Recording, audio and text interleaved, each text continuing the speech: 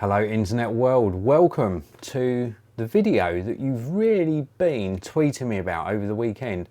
I had so many of you contact me asking when I'm going to be doing my review of the Sony Xperia 1. So many kind messages as well, so thank you for all of the kind messages. This is my Sony Xperia 1 review. Now this was very kindly sent out to me on loan by Vodafone UK. If you want to pick this up for yourself on contract, then I've left a link to the Vodafone website down in the video description. Really good deals on this one at the moment and an absolutely fantastic smartphone. Now this is a live broadcast, so if at any point throughout this video you've got any questions or comments, then please do pop them in the live chat. If you want your question or comment highlighted, you can use the super chat. And of course, if you're watching after the live broadcast, you can use the regular comment section below. We've got Darren Bird and Warwick Sylvester in the live chat already. Thanks for tuning in, guys. Let's get on with the review. Now, as you know, with my smartphone reviews, I don't go through all of the specifications. They're readily available online. But what I will say is the display on this is absolutely gorgeous, and it measures in at 6.5 inches with a resolution of 1644 by 3840 pixels. It is a very, very nice screen. Absolutely gorgeous. It's got good color accuracy, DCI-P3 100%, also HDR as well, and it's what Sony call their tri-luminous display. It is absolutely fantastic with really good viewing angles and an absolutely stunning color to it. Now inside we've got 6 GB of RAM, a Snapdragon 855 processor, and also a 3330 milliamp hour battery, which is really good. Sony have always done really well with their batteries in their smartphones, because not only have they got good capacity, but they also have this stamina mode, which means that you can eke out a little bit more power.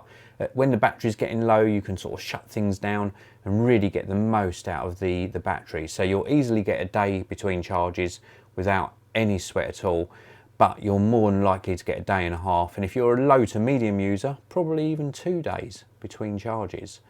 Now, we'll talk about the camera in a bit more detail now. If you look around on the back, you can see the camera there. So very, very good camera. Triple camera system, of course. The main sort of resolution is 12 megapixels and it will capture 4K video. Let's pop into here. This is what I took on like my first day with the smartphone. And this picture of Mr. Mackie in less than perfect lighting conditions came out really very, very well indeed. And now I've taken some more. Let's just show you this. Oh my goodness. The detail in this flower is very, very good. Of course, we're in midst of a summer at the moment, a short summer in the UK, and this is really very, very nice. I really do like what the camera's doing here. For some reason, my laptop keeps turning off. Off screen, of course, you can't see that, but let's let's get back to looking at these photos. Something with a bit of colouring for you. The colours on these flowers in real life, so if you're actually looking at these with the naked eye, is really vibrant, and this particular camera on the Sony Xperia 1 has captured this so nicely. Just look at the colours in here. They absolutely pop, and the detail again is very, very good indeed. And I think I've got one more that isn't a flower. I was just trying to capture some detail on this hose pipe, and again, look at that. So much detail. Very, very impressed. I'm really extremely impressed with this camera, and there's lots of features built into the camera as well. So you're not just stuck to taking regular photos. You've got so many different features to enhance your photos. Just to touch on a few more bits on the specification. Inside here we got either a 64 gigabyte model or a 128 gigabyte model. That's with storage, and then you've got micro SD card support in here as well. We've also got a fingerprint sensor, which resides between, if I show you the side, we've got like a quick action button just here that you could use for starting the camera, power button, fingerprint sensor, and then the volume rocker just here. Screen's off at the moment, and then we tap on the side button. The fingerprint sensor is very, very quick, and I like the position on the side. We're seeing, I'll just show you that once more actually. There we go, very, very quick to start up. Now we're seeing a lot more of manufacturers moving their fingerprint sensors from the back to under the screen. I like what Sony do. They used to put them on the power buttons, or they still do on some of their models, but just placing it on the side where you're naturally going to hold the phone is really good. Very, very impressed with the placement of that, and the speed, of course. Something else to touch on is how this feels in the hand. It's quite a tall phone, as you can see, and it does feel a little bit slippery. Bit of a slippery customer, so I would get a case for this because it is very, very slippery around the sides and the back, and it does feel a little bit sort of top heavy, a little bit cumbersome, but you will get used to it. And I think what you'll find is that you'll forgive it that it's so tall and a little bit cumbersome when you're watching back videos in this sort of landscape format. You've got little tiny bezels top and bottom, really good speakers, and for watching back videos, especially if you manage to stream something or watch something in HDR on this display, is absolutely superb. And you will sort of soon forget that you've got quite a tall, cumbersome phone. Doesn't fit in the pocket very easily. I've got quite sort of long pockets on at the moment. I'm not sure if you can see this, but it's still, it just about goes in, but it's quite close to the top of the pocket. You're not getting a very good view of that, but to fit this in a pocket, you do need proper pockets. I've got a pair of jeans from, is it Hugo Boss, or it might be Burberry, something like that. Quite shallow pockets in those. This sticks out by about probably 1.5 centimetres. So it's a very, very tall phone, so do bear that in mind.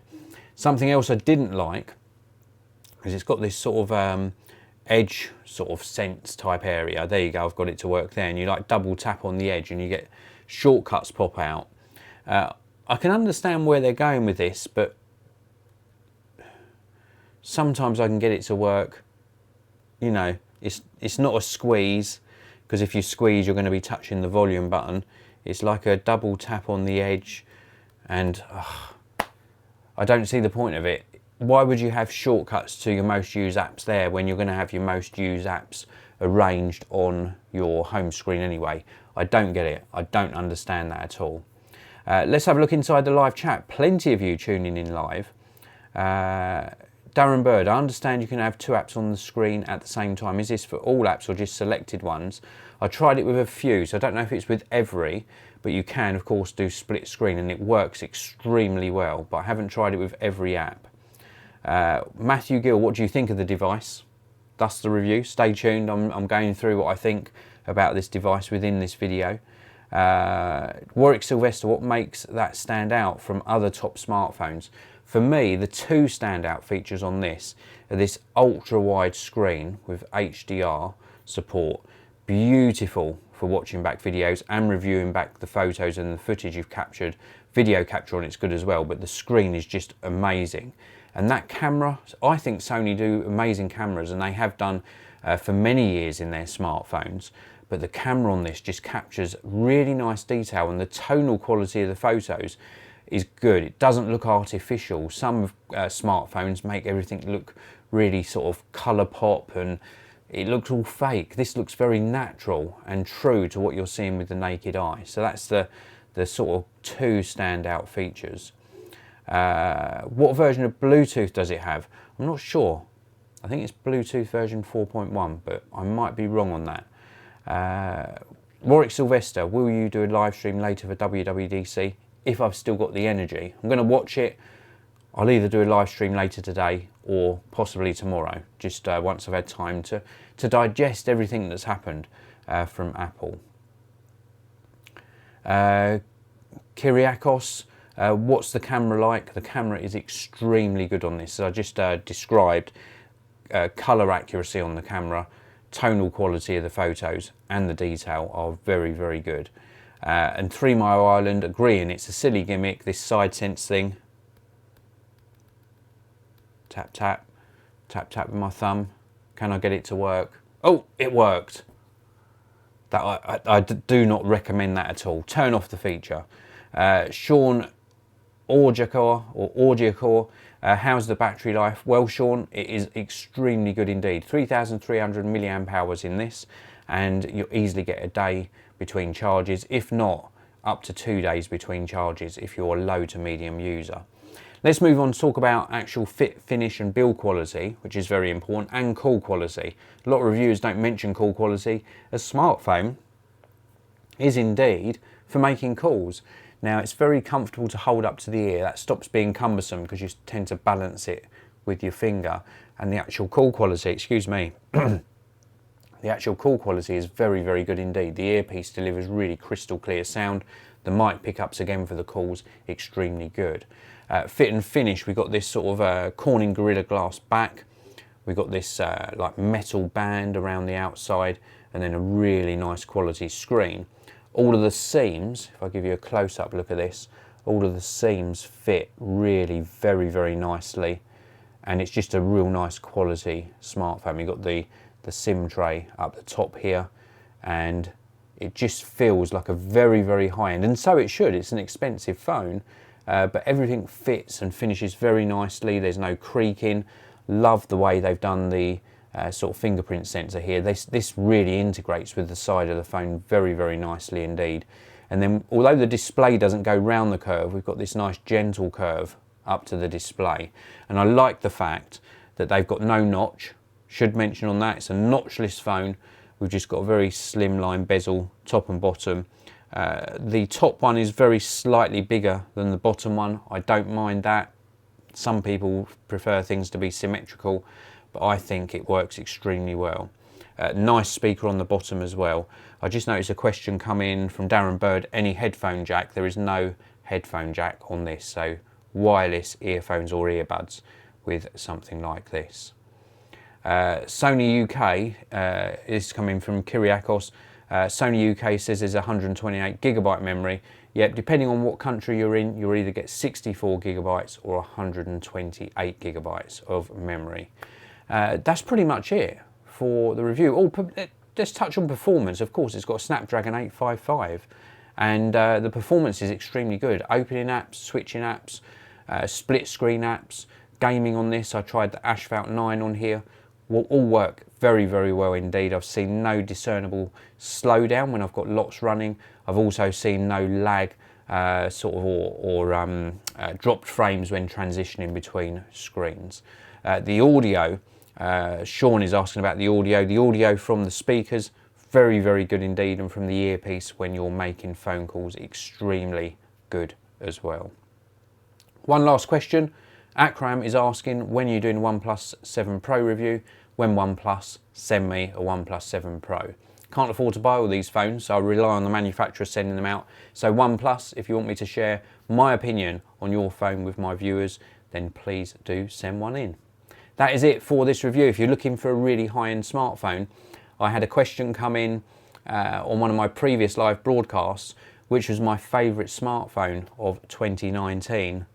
This, so far, is my favourite smartphone. It's absolutely gorgeous, superbly built, packed full of features, brilliant screen, and one of the best cameras I've tested so far this year in a smartphone. This is the Sony Xperia 1. It's available from Vodafone. Check out the links down in the video description to where you can pick this up, and some accessories for yourself. Thanks for watching, everyone. Please do hit that like button if you enjoyed the video, share a link to it, and subscribe if you're not already. I'll see you in another video very soon. And then this is the portion of the video, as always, where I wait for things to catch up before pushing stop.